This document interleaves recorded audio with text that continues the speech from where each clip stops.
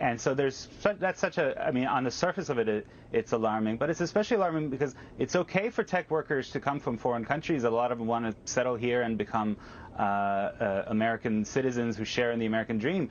But as it is, many of them may not. Many of them may go back. So you wonder not only what expertise do they bring from the most censorious society on earth here, but then do they take their machine learning and algorithmic expertise back to help Xi Jinping repress his own people? Well, exactly. I mean, this is not just any nation. And I think most people, even essentially immigration restrictionists like me, love to see immigrants come here and thrive and buy into the American idea. Of course we do. Every American loves that. But this is China. This is our main global rival. They consider us their main enemy. I mean, this seems like it has national security implications to me. I think it does. And another factor in all this is that these people could take back their expertise and help their own people, Xi Jinping repress his own people. Yes. Has Facebook commented on this?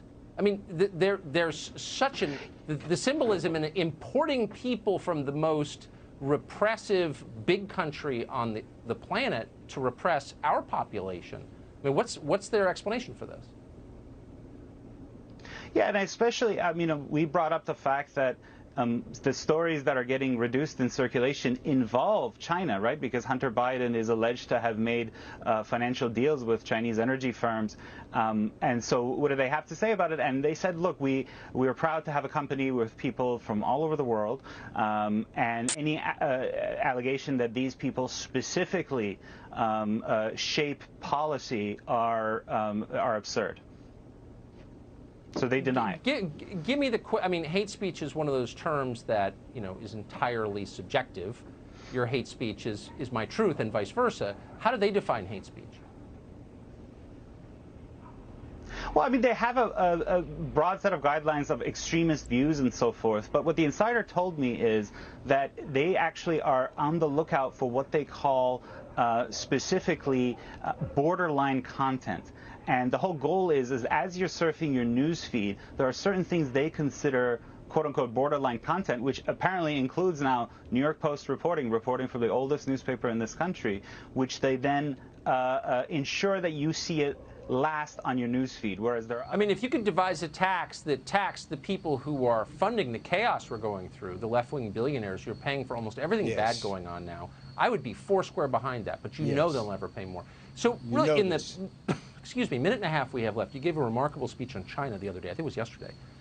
Will you sum up what you said for our audience in a short period? We've got essentially a family fight going on during a home invasion. And the metaphor of the family fight is, as Americans, we're fighting each other on partisan grounds, and the home invader is the Chinese Communist Party, which kills 50,000 Americans a year with fentanyl and has killed over 200,000 Americans with their virus, put us out of work, and they're coming at us, Tucker. And the essence of the speech, I call it the useful idiot speech. It's what Lenin used to call people who help the cause. And what we have now is we got Hollywood, we got our NBA stars, we got the mainstream media all helping advance the Chinese Communist Party narrative that Chinese authoritarianism trumps American democracy, and shame on them. Right. And so I would just urge folks to go take a look at the whole thing, but that's it in 30 seconds.